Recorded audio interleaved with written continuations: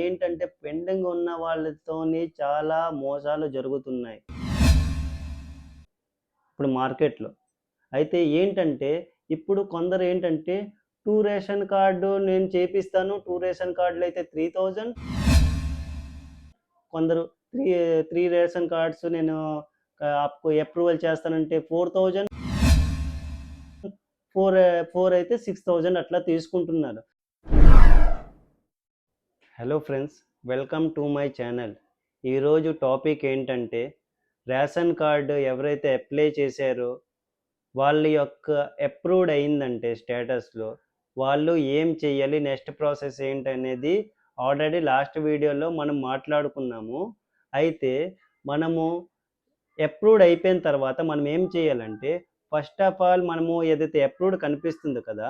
అది ప్రింటౌట్ తీసుకోవాలి first of all printout తీసుకొని, అది తీసుకొని మీ యొక్క నియరెస్ట్ ఎఫ్‌పి షాప్ అంటే రేషన్ షాప్‌కి వెళ్ళాలి. విజిట్ చేయాలి. ఓకే. ఇంకొకటేంటంటే ఎఫ్‌పి షాపు నా యొక్క అప్లికేషన్‌లో ఏదైతే ఎఫ్‌పి షాప్ మీకు మెన్షన్ ఉంటది ఆల్రెడీ. ఆ మెన్షన్ ఉన్న దానికి అక్కడికే వెళ్ళాలి, అక్కడికే విజిట్ చేయాలి అనేది ఏమీ లేదు. ఎందుకంటే మీ సేవలో ఎవరైతే అప్లై చేస్తారో వాళ్ళేమంటే ఆటోమేటిక్‌గా వాళ్ళు ఏదో ఒక ఎఫ్‌పి షాప్ నియర్ బై ఇచ్చేస్తారు. మనం అక్కడికే వెళ్ళాలని ఏమీ లేదు. అయితే మనం నియరెస్ట్ ఏదైతే ఉందో మనము ఏ ఒక్క రేషన్ షాప్‌కైనా వెళ్ళి ఆ పేపర్ వాళ్ళకి చూపించి, ఇంకొకటి నంబర్ వాళ్ళకి చెప్పాలనమాట. రేషన్ కార్డ్ నంబర్ చెప్పాలి. దాంట్లో ఆల్రెడీ మెన్షన్ ఉంటుంది. అది మెన్షన్ ఇది ఎలా చెక్ చేసుకోవాలో మీకు తెలీదంటే నెక్స్ట్ వీడియోలో మాట్లాడుకుంటాము. ఇప్పుడేంటే వాళ్ళకి చెప్తే వాళ్ళేంటంటే వాళ్ళ యొక్క మిషన్ ఉంటదనమాట వాళ్ళకి. మిషన్‌లో వాళ్ళు నంబర్ వేసి స్టేటస్ అనేది చూస్తారు. రిఫ్లెక్ట్ అనేది అయ్యిందా లేదా? ఎందుకంటే ఎప్పుడెప్పుడు ఏంటవుతుంటదంటే అప్రూవ్డ్ అయిన తర్వాత కూడాను ఒక 5 డేస్, 10 డేస్ వరకు రిఫ్లెక్ట్ అవ్వదు వాళ్ళ యొక్క మిషన్‌లో. అయితే వాళ్ళ యొక్క మిషన్‌లో రిఫ్లెక్ట్ అవ్వకపోయిందంటే వాళ్ళు మీకు రేషన్ ఇవ్వలేరు. ఇవ్వలేరు ఇంకా ఇవ్వకూడదు కూడాను. రిఫ్లెక్ట్ అయిన తర్వాత వాళ్ళు థంబ్ ఇంప్రెషన్ తీసుకొని దాని తర్వాత రేషన్ అనేది మీకిస్తారనమాట. అయితే ఇంకొకటి ఈ వీడియో ముందు లాస్ట్ వీడియోలో ఏదైతే చేశానో, లాస్ట్ వీడియోలో మీరు కొత్తగా ఈ వీడియోలో జాయిన్ అయినట్లయితే మీరు నా యొక్క లాస్ట్ వీడియో అనేది కింద ఉన్న డిస్క్రిప్షన్‌లో యాడ్ చేస్తాను లింకు. ఆ లింక్‌లో మీరు క్లిక్ చేసుకొని ఆ లాస్ట్ వీడియో అనేది చూడండి. ఏదైనా డౌట్‌లున్నా కూడాను నాకు డిస్క్రిప్షన్‌లో కామెంట్ రూపంలో తెలియజేయండి.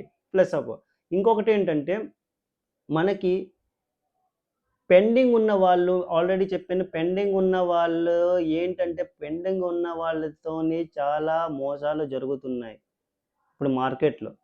అయితే ఏంటంటే ఇప్పుడు కొందరు ఏంటంటే 2 రేషన్ కార్డు నేను చేపిస్తాను. 2 రేషన్ కార్డులైతే 3000 కొందరు 3 రేషన్ కార్డ్స్ నేను आपको అప్రూవల్ చేస్తానంటే 4000 4 అయితే 6000 అట్లా తీసుకుంటున్నారు.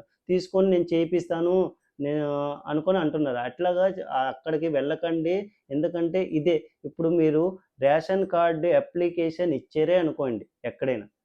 ముందు ఇచ్చారనుకోండి. అప్పుడు ఏంటంటే మీరు రేషన్ కార్డ్ అప్లికేషన్ ఇచ్చిన తర్వాత మీరు సెకండ్ టైమ్ ఎంతవరకైతే స్టేటస్‌లో రిజెక్ట్ అనేది రాదో అంతవరకు మీరు రీఅప్లై, రేషన్ కార్డ్‌కి రీఅప్లై చేయలేదు. అలాంటప్పుడు వాళ్ళకి మీరు డబ్బులిస్తే వాళ్ళెక్కడి నుంచి చేస్తారు? వాళ్ళు కూడా చేయలేరు. అది గవర్నమెంట్ యొక్క రూల్. ఎంతవరకైతే స్టేటస్ యొక్క పెండింగ్ ఉంది. అప్రూవ్ వాళ్ళైతే అప్లై చేయరులేండి. వాళ్ళు డబ్బులు ఇవ్వరు. పెండింగ్ ఉన్న వాళ్ళే డబ్బులు వాళ్ళకి, వీళ్ళకి ఇచ్చి చేపిస్తున్నారు. కాకపోతే మీరు అనుకుంటున్నారు నేను డబ్బులు వాళ్ళకి 3000 ఇచ్చాను. నాకు కార్డులైతే వచ్చేసాయి. అప్రూవ్ అయిపోయింది. అట్లా కాదండి. మీరు అట్లా పడకండి. మీరు అప్లై చేశారంటే పెండింగ్‌లో ఉందంటే ఎంఆర్‌ఓ ఆఫీస్‌లో ఏం చేస్తారంటే మీకు ఇన్స్‌పెక్షన్ అయిపోయిన తర్వాత ఏం చేస్తారంటే వాళ్ళు ఎంఆర్‌ఓ ఆఫీస్ యొక్క పని ఏంటి? మండల్ రెవెన్యూ ఆఫీసర్ యొక్క పనేంటి? వాళ్ళు ఓన్లీ అప్రూవల్ ఇస్తారు.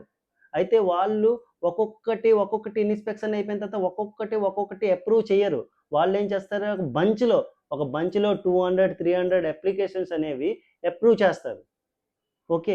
అయితే మీరు అనుకుంటారు పెండింగ్ ఉంది. ఇన్స్‌పెక్షన్ అయిపోయింది. 1 మంత్ అయిపోయింది. 1 ½ మంత్ అయిపోయింది.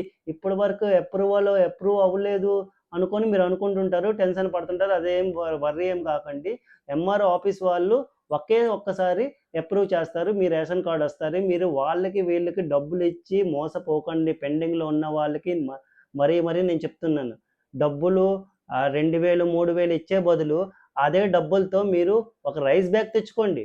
2 రైస్ బ్యాగ్స్ ఎన్ని రైస్ బ్యాగ్స్ వస్తే అవి తెచ్చుకోండి. ఎంతవరకైతే అప్రూవ్ అవ్వదు. మీరు రైస్ గురించే కదా మీరు రేషన్ కార్డ్ అనేది రైస్ గురించే కదా మీరు అప్లై చేశారు రైస్ వస్తదని. అయితే ఆ డబ్బులు వాళ్ళకిచ్చే బదులు ఒక 2 మంత్స్ లేట్ అవుతది. మీకు పెండింగ్‌లో ఉంది. అంటే రిజెక్ట్ అవ్వలేదు కదా! రిజెక్ట్ అవ్వకపోతే ఏం టెన్షన్ లేదు. పెండింగ్‌లో ఉంది కదా! ఇన్స్‌పెక్షన్ అయిపోయింది కదా! 1 మంత్, 2 మంత్స్ పడుతుంది. మీరు ఆ డబ్బులు వాళ్ళకిచ్చే బదులు అప్లై చేసే వాళ్ళకిచ్చి, వీళ్ళకిచ్చి మోసపోకుండా ఆ డబ్బులతో మీరు రైస్ బ్యాగ్ తెచ్చుకోండి. ఆ 2 మంత్స్ దానితో పని నడిపించుకోండి. ఓకే. అయితే నేను ఒకే మాట చెప్తున్నాను. అప్లికేషన్ ఇచ్చారు. 10 ఇయర్స్ నుంచే మీరు వెయిట్ చేస్తున్నారు రేషన్ కార్డ్ గురించి. అయితే ఇప్పుడు 10 ఇయర్స్ తర్వాత అప్లికేషన్ ఇచ్చేటప్పుడు అండి, ఇన్ని రోజులు, ఇన్ని సంవత్సరాలు వెయిట్ చేస్తున్న వాళ్ళు 2, 3 మంత్స్‌కి వెయిట్ చేయడానికి ఏం ప్రాబ్లమ్ మీకు? మీరు వాళ్ళకి, వీళ్ళకి డబ్బులు ఇయకండి. మా కంటెంట్ గాని నచ్చినట్లయితే మా ఛానల్‌ని లైక్, షేర్ అండ్ సబ్స్క్రైబ్ చేయండి. సపోర్ట్ చేయండి గాయ్స్. ఈ విధంగానే నెక్స్ట్ వీడియోలో మనం కలుద్దాం.